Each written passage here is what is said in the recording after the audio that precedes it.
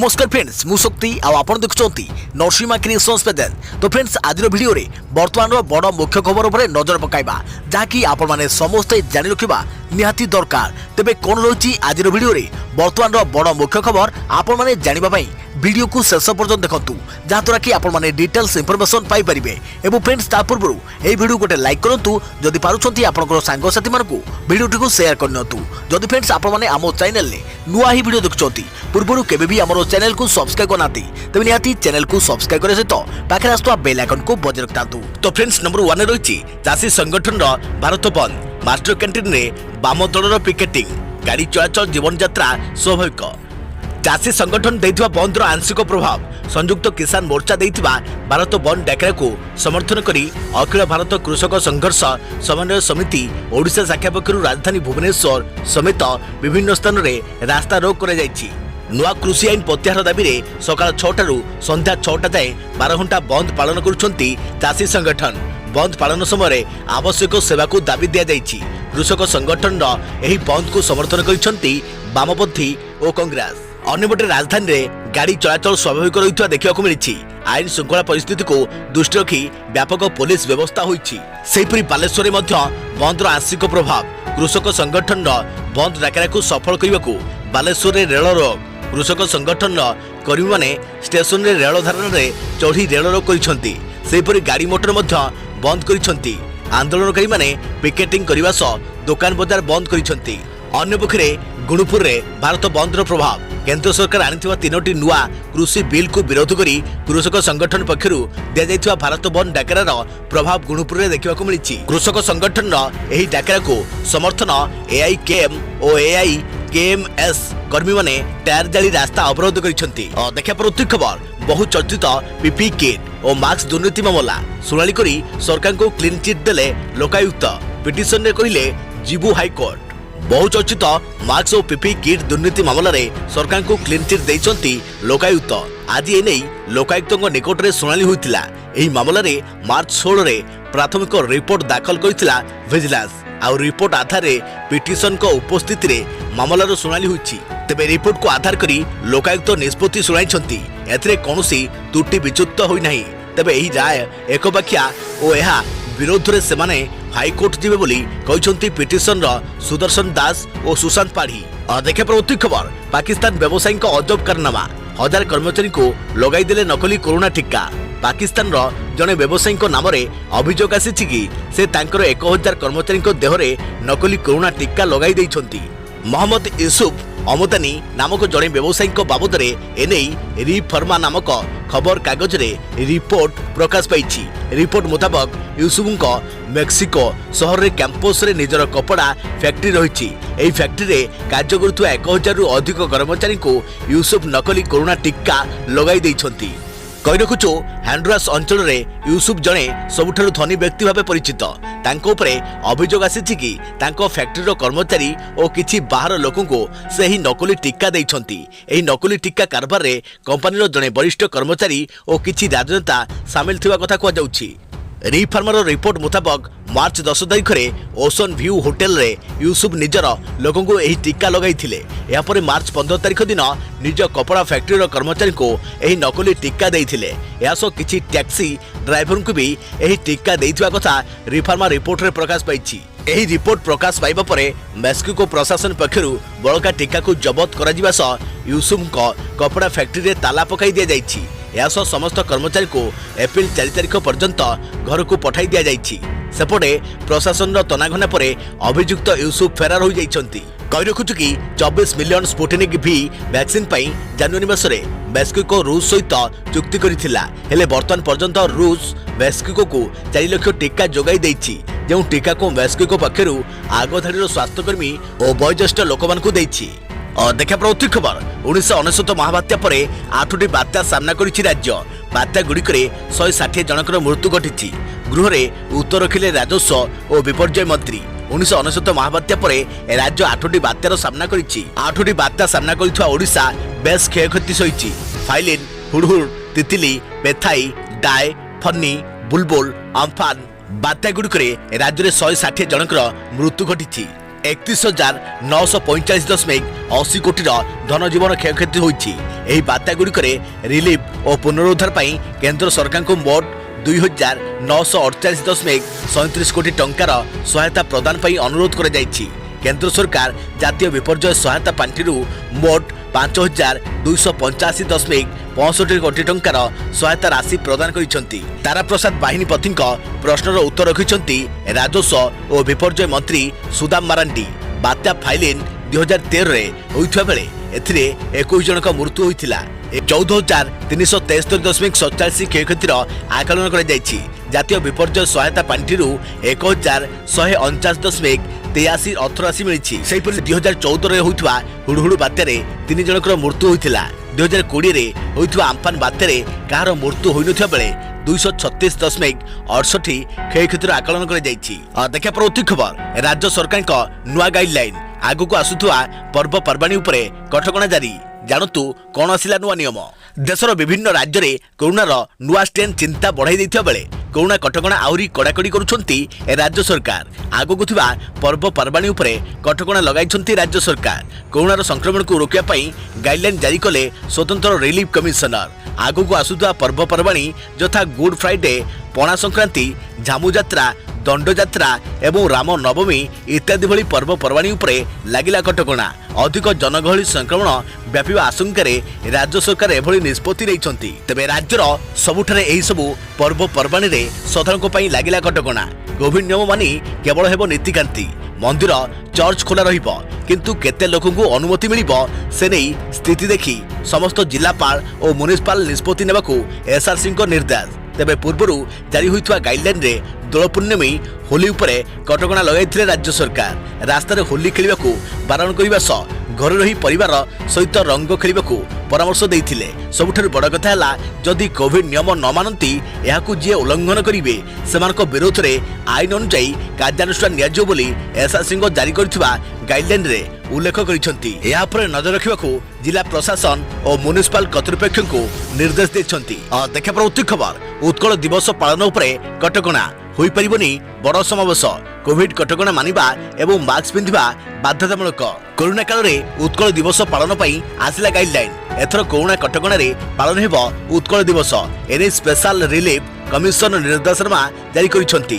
Corona ସଂକ୍ରମଣକୁ ନଜର ରଖି ଚଳିତ ବର୍ଷ ଉତ୍କଳ ଦିବସ ପାଳନ ଉପରେ କଟକଣା ଜାରି ହୋଇଛି। ଉତ୍କଳ ଦିବସ ପାଳନ ସମୟରେ ରାଜ୍ୟରେ କୌଣସି ସ୍ଥାନରେ ବହୁ ମାତ୍ରାରେ ଲୋକଙ୍କ ସମାଗମ, ସାଂସ୍କୃତିକ କାର୍ଯ୍ୟକ୍ରମକୁ ବାରଣ କରାଯାଇଛି। ସରକାରୀ ବୈଠକ ଏବଂ ଉତ୍ସବ ପାଳନରେ ସର୍ବାଧିକ 200 ଲୋକଙ୍କୁ ସାମିଲ ହେବାକୁ ଅନୁମତି ମିଳିଛି। କିନ୍ତୁ ସାମାଜିକ ଦୂରତା ରକ୍ଷା, ମାସ୍କ ପିନ୍ଧିବା ବାଧ୍ୟତାମୂଳକ ସହିତ ସାନିଟାଇଜରର ବ୍ୟବହାର ବାଧ୍ୟତାମୂଳକ କରାଯାଇଛି। ସଭା ବାଦ ଅନ୍ୟ ସମସ୍ତ କାର୍ଯ୍ୟକ୍ରମକୁ ବାଦ ଦିଆଯାଇଛି। ସେହିପରି ସାମାଜିକ, ସାଂସ୍କୃତିକ, କ୍ରୀଡ଼ା, ମନୋରଞ୍ଜନ, ଶିକ୍ଷାନୁଷ୍ଠାନ ତଥା ଧାର୍ମିକ କାର୍ଯ୍ୟକ୍ରମ ଉପରେ କଟକଣା ଜାରି ହୋଇଛି। ତେବେ ଅନ୍ୟ କୌଣସି ସଂଗଠନ କରୋନା ନିୟମ ପାଳନ କରି ଉତ୍କଳ ଦିବସ ପାଳନ କରିବାକୁ ଚାହିଁଲେ ସ୍ଥାନୀୟ ପ୍ରଶାସନଠାରୁ ନେବାକୁ ପଡ଼ିବ ଅନୁମତି। ଜିଲ୍ଲାପାଳ, ମ୍ୟୁନିସିପାଲ ଚେୟାରମ୍ୟାନଙ୍କଠାରୁ ଅନୁମତି ନେଇପାରିବେ। ଉତ୍କଳ ଦିବସ ପାଳନରେ କରୋନା କଟକଣାକୁ ଉଲ୍ଲଂଘନ କଲେ କାର୍ଯ୍ୟାନୁଷ୍ଠାନ ଗ୍ରହଣ କରାଯିବ। ଏନେଇ ନିର୍ଦ୍ଦେଶନାମା ଜାରି କରିଛନ୍ତି ଏସ୍ଆର୍ସି। ଦେଖିବା ପରବର୍ତ୍ତୀ ଖବର, ବିଗିଡ଼ିଲା ରାଷ୍ଟ୍ରପତିଙ୍କ ସ୍ୱାସ୍ଥ୍ୟାବସ୍ଥା। ଛାତିରେ ଯନ୍ତ୍ରଣା କାରଣରୁ ଆର୍ମି ହସ୍ପିଟାଲରେ କରାଗଲେ ଭର୍ତ୍ତି। ରାଷ୍ଟ୍ରପତି ରାମନାଥ କୋବିନ୍ଦଙ୍କ ସ୍ୱାସ୍ଥ୍ୟାବସ୍ଥା ବିଗିଡ଼ି ଯିବାରୁ ତାଙ୍କୁ ଶୁକ୍ରବାର ଦିନ ଆର୍ମି ହସ୍ପିଟାଲରେ ଭର୍ତ୍ତି କରାଯାଇଛି। ଏଠାରେ ତାଙ୍କର ରୁଟିନ୍ ଚେକଅପ୍ ହେବା ପରେ ତାଙ୍କୁ ଡାକ୍ତରଙ୍କ ତତ୍ତ୍ୱାବଧାନରେ ରଖାଯାଇଛି। ଡାକ୍ତରଙ୍କ କହିବା ମୁତାବକ ଏବେ ରାଷ୍ଟ୍ରପତିଙ୍କ ସ୍ୱାସ୍ଥ୍ୟାବସ୍ଥା ସ୍ଥିର ରହିଛି। କହି ରଖୁଛୁ କି କିଛି ଦିନ ତଳେ ରାଷ୍ଟ୍ରପତି ରାମନାଥ କୋବିନ୍ଦ ଓଡ଼ିଶା ଆସିଥିଲେ। ସେ ଓଡ଼ିଶା ଆସି ରାଉରକେଲାର ସୁପର ସ୍ପେଶାଲିଷ୍ଟ ହସ୍ପିଟାଲ ଶୁଭାରମ୍ଭ ଉଦ୍ଘାଟନ କରିବା ସହ ରାଉରକେଲା NITର ସମାବର୍ତ୍ତନ ଉତ୍ସବରେ ଯୋଗ ଦେଇଥିଲେ। ସେଠାରେ ସେ ଛାତ୍ରଛାତ୍ରୀମାନଙ୍କୁ ବହୁ ଗୁରୁତ୍ୱପୂର୍ଣ୍ଣ ଉପଦେଶମାନ ଦେଇଥିଲେ। ଦେଖିବା ପରବର୍ତ୍ତୀ ଖବର, ସୁରଟରେ ଥିବା ଓଡ଼ିଆଙ୍କୁ ଦିଆଗଲା କରୋନା ଟିକା। ସହରରେ 23ଟି କେନ୍ଦ୍ର କରି ଓଡ଼ିଆଙ୍କୁ ଟିକା ଦେବାକୁ ସ୍ୱତନ୍ତ୍ର ବ୍ୟବସ୍ଥା। ସୁରଟରେ ଥିବା ଓଡ଼ିଆଙ୍କୁ ଦିଆଗଲା କରୋନା ଟିକା। ସୁରଟରେ କରୋନା ସଂକ୍ରମଣ ଦିନକୁ ଦିନ ବଢ଼ୁଥିବା ବେଳେ ଟିକାଦାନ ପ୍ରକ୍ରିୟାକୁ ତ୍ୱରାନ୍ୱିତ କରାଯାଇଛି। ସଂକ୍ରମଣକୁ ଦୃଷ୍ଟି ରଖି 3ଟି ପଦକ୍ଷେପ ନିଆଯାଇଛି। ସେଗୁଡ଼ିକ ହେଲା ଟେଷ୍ଟିଂ, ଟ୍ରିଟମେଣ୍ଟ, ट्रेसिंग। सहर 23टी टीकादान केन्द्र में सेठारे रहुथुवा ओडियाक पई स्वतंत्र व्यवस्था कराଯାଇଛି। ओडिया श्रमिकों को डरिबार नहीं बोली कहउछंती सूचना पालिका कमिशनर श्री बांचानिधि पाणी। देखा प्रवृत्ति खबर, एबे स्कूल बंद हेबनी कहले गणशिक्षा मंत्री। केन्द्रीय विद्यालय समेत राजधानी दुईटी विद्यालय 4 जन छात्र छात्री कोरोना आक्रांत होती।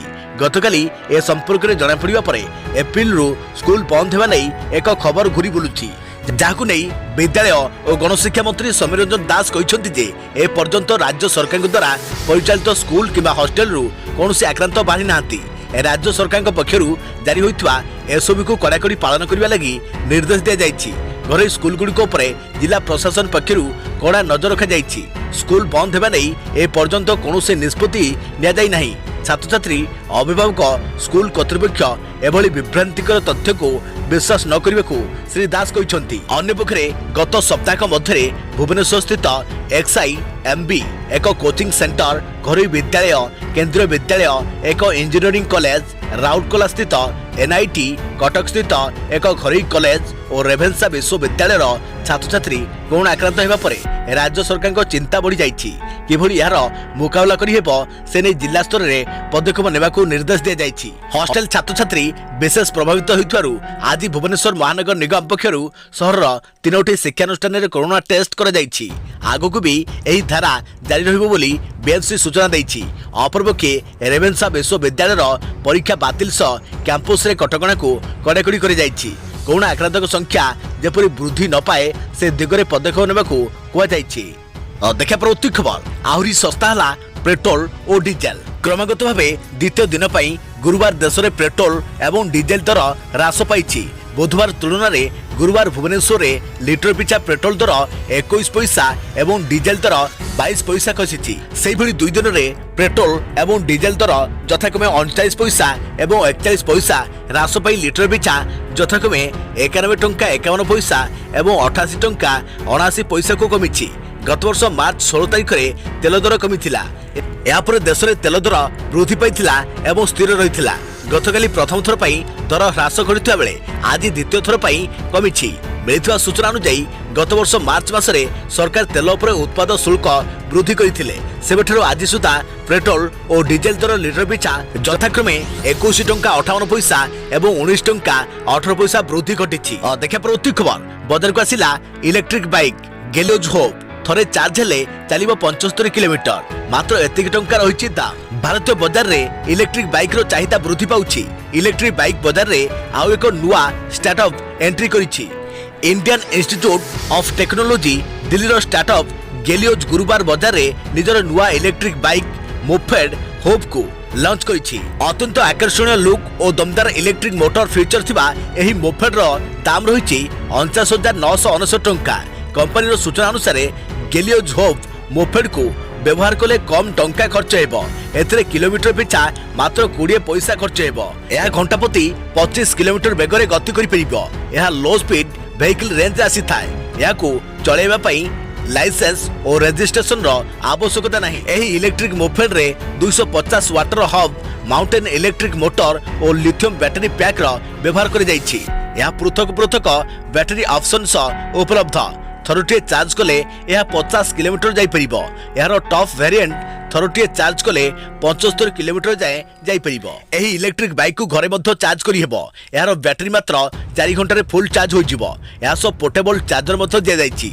एही बाइक एक पेडल असिस्ट सह आसी थाए। या द्वारा राइडिंग रेंज को वृद्धि करि जाई परिबो। केवल एतिक नुहे एथिरे सर्विस पैकिंग सिस्टम दिया जाइछि जहाँ पार्किंग करिबारे सहायक हेबो। देखा प्रवृत्ति खबर राज्य में कोटिए लोक नेबे कोरोना टीका। राज्य जनसंख्या हिसाब से 25% लोकों को टीका दिया जिवो। परिवार कल्याण निर्देशक विजय पाणिग्राही दैछंती सूचना। एप्रिल 1 रु 45 वर्षरु अधिक बयसर समस्त को टीका दिया जिवो। एबे 5 लाख टीका मौजूद रही। संध्यारे आसिबो आ 5,40,000 टीका। राज्य में कोटिए लोक नेबे टीका एने सूचना दैछंती परिवार कल्याण निर्देशक विजय पाणिग्राही। एप्रिल 1 रु 45 वर्षरु अधिक बयसर समस्त को टीका दिया जिवो बोली सूचना मिली। एजाई 20,95,000 लोक टीका नहीं सारे बोली कहते विजय पाणिग्राही। से भली एबे 5 लाख रु अधिक टीका मौजूद थिबा बेले संध्यारे आउ 5,40,000 टीका आसियो बोली से सूचना दैछथि। वर्तमान राज्य में मोट 882 केन्द्र रे टीकाकरण करा जाउछि। आगुको 1000 केन्द्र करा जाउ बोली सूचना मिली। या सहित दैनिक 1.5 लाख टीकाकरण लक्ष्य रखा जाइतवा परिवार कल्याण निर्देशक डॉक्टर विजय पाणिग्राही सूचना दैछथि। यासो पाणिग्राही कहिसथि जे ए पर्यंत आमे माने राज्य में 20,95,000 लोकों को टीकाकरण कर सारलाणु। केवल सरकारी छुट्टी दिन व्यतीत अन्य सब दिन टीकाकरण चली आम पाखे वैक्सीन अभाव थिला किंतु आज संध्या सुधा आम केंद्र सरकार पक्षर 5 लाख कोविशील्ड टीका एवं कोवैक्सीन टीका आम पाखे पर्याप्त परिमाण रही। गुरुत्वपूर्ण कथा है जे राज्य में आम पाखे 1000 अधिक वैक्सीन स्थान रही। आगामी दिन में अर्थात एप्रिल प्रथम सप्ताह वैक्सीन सेंटर संख्या बढ़ियो बोली से कहते। यह प्रत्येक दिन 1.5 लाख लोकों को टीकाकरण कर लक्ष्य रही श्री पाणिग्राही कहते। देखा प्रवृत्ति खबर कालीठू एप्रिल 4 मध्य 7 दिन बंद रही बैंक। मार्च 27 रु एप्रिल 4 मध्य देशर समस्त सरकारी और बेसरकारी बैंक गुड़िक प्राय 7 दिन बंद रही। आरबीआई गाइडलाइन अनुसार मार्च 27 चतुर्थ शनिवार और 28 रविवार पड़ुथिबारु बैंक गुड़िक बंद रहिबो। मार्च 29 तारिख सोमवार होली पर्व पड़ुथिबारु बैंक बंद रहिबो। आरबीआई गाइडलाइन अनुसार मार्च 30 तारिख रे पाटना रे होली पर्व पालन को दृष्टि रखी केवल सहीठारे बैंक गुड़िक बंद रहिबो किंतु अन्य स्थान रे एही दिन बैंक खोला रहिबो। बैंक गुड़िक छुट्टी थिले मध्य ग्राहक माने ऑनलाइन बैंकिंग और एटीएम सुविधा पाई परिबे। केउ दिन ओ काहेकि बंद? मार्च 27 मासर चतुर्थ शनिवार, मार्च 28 रविवार, मार्च 29 होली पर्व, मार्च 30 केवल पाटना रे होली पर्व पाई बैंक बंद, मार्च 31 आर्थिक वर्षर शेष दिन, एप्रिल 1 वार्षिक अकाउंट क्लोजिंग वर्ष, एप्रिल 2 गुड फ्राइडे, एप्रिल 4 रविवार। देखा प्रवृत्ति खबर प्रेक्षालय मुक्ति लाभ करिछि फिल्म साइना। दर्शकों प्रशंसा साउंटुछि फिल्म रिलीज है चलचित्र साइना। दीर्घ दिन प्रतीक्षा पर आज हॉल को आसी फिल्म। चलचित्र रे परिणति जड़े खेलाड़ी भूमिका रे नजर आसी। सोशल मीडिया रे तांकर दमदार अभिनय प्रशंसकों क्रेज बढ़ाउछि। बैडमिंटन तारका साइना नेहवाल उपरे आधारित फिल्म रे तांका भूमिका रे अभिनय करी परिणति एवं दर्शकों प्रशंसा साउंटिबारे लागिछन्ति। फिल्म टी साधारण ठारू यथेष्ट उपरे निहाती भावे यह एक भल चलचित्र। दर्शक यह फिल्म को चमत्कार बोली कहवा सह यह निश्चित देखा उचित बोली कहते। फिल्म देखि सारिथिबा दर्शक परिणति को देशर गर्व बोली कहते। देखा परवर्ती खबर कमिला सुना दर 3 मासरे 5000 टंका है सस्ता। सुना और रूपा दर में आज ह्रास देखा मिली। आज सुना दर प्रति 10 ग्राम को 100 रु अधिक टंका ह्रास पाई बेले रूपा दर में ह्रास घटी। मल्टी कम्युनिटी एक्सचेंज बा एमसीएक्स रे सुना प्रति 10 ग्राम को 169 टंका ह्रास 44,701 टंकार कारबार चलता बेले रूपा दर में ह्रास देखा मिली। प्रति किलो को रूपा 64,824 टंकार कारबार करुवा देखा मिली। 2021 आरंभ सुना दर प्रति 10 ग्राम को 50,000 टंका अधिक रही। पाखापाखि 3 मास मध्य सुना दर प्रति 10 ग्राम को 5,000 टंका सस्ता हो सारा। 2 सप्ताह पूर्वे सुना 44,750,000 रु अधिक टंकार कारबार चली। एक्सपर्टों कहवा अनुसार आगामी दिन में एमसीएक्स रे प्रति 10 ग्राम को सुना 48,000 टंका पर रही अनुमान कर रूपा 72,000 टंका पर्यंत पहुंचबार संभावना रही। गोल्ड रिटर्न्स एक रिपोर्ट अनुसार आज 24 कैरेट सुना प्रति 10 ग्राम को 44,910 टंकार रही बेले रूपा दर प्रति किलो को 65,000 टंका रही। गतकाली रूपा प्रति किलो को 65,700 टंका रही। देखा प्रवृत्ति खबर आसंता 28 और 29 तारिख स्कूल छुट्टी घोषणा। दोल पूर्णिमा और होली पाई घोषणा कला गणशिक्षा विभाग। 28 और 29 तारिख स्कूल छुट्टी घोषणा कला गणशिक्षा विभाग। गणशिक्षा अधीन शिक्षानुष्ठान गुड़िक 2 दिन बंद रहिबो। दोल पूर्णिमा और होली पाई छुट्टी घोषणा कला गणशिक्षा विभाग। तेबे एने समस्त जिला शिक्षा अधिकारी को चिठी लिखिछन्ती अतिरिक्त शासन सचिव। देखा प्रवृत्ति खबर देश में स्थिति असंभाल पुणी कोरोना कायारे कबलित होगाकू जाउछि देश। गत 24 घंटे 59,000 नुआ संक्रमित चिन्हट। केवल महाराष्ट्र 36,000 नुआ संक्रमित। देश में पुणी थे कोरोना प्रकोप देखा मिली। स्वास्थ्य और परिवार कल्याण विभाग सूचना मुताबक गत 24 घंटा मध्य देश में 59,000 नुआ संक्रमित चिन्हट होती। चिन्हट होता संक्रमित मध्य केवल महाराष्ट्र रही 36,000। दिल्ली में भी स्थिति असंभाल। गत 24 घंटा मध्य दिल्ली 1,500 संक्रमित चिन्हट होती। अन्यपटे पंजाब भी संक्रमित संख्यार पछरे पड़ी नहीं। गत 24 घंटा मध्य पंजाब में 2,700 नुआ मामला आसी। सबुठारु बड़ कथा हेउछि पंजाब चिन्हट होइतवा संक्रमित मध्य अधिकांश नुआ स्टेन बोली जଣା पड़िछि। परीक्षा होइतवा 115टी मामलारू 106टी मामला यूके स्टेन बोली जଣା पड़िछि। एबे देश में होली और ईद भली पर्व थिबारु एहाकु नै चिंतारे सरकार एही पर्व मानकरे लोकमानकर भिड़ परिलक्षित होइतवारु एहाकु रोकिबाकू प्रशासन स्तर में व्यापक प्रस्तुति चली जनापड़ी। यासह पुणी पूर्व भली कोविड कटकणा को कड़ाकड़ी भाव पालन करने को लोक सरकार परामर्श देउछंती।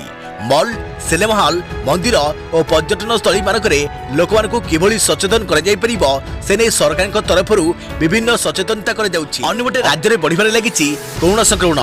24 घंटे आउ 234 कोरोना आक्रांत चिन्हट। राज्य में गत 24 घंटा मध्य पुणी 234 कोरोना संक्रमित चिन्हट होइछंती।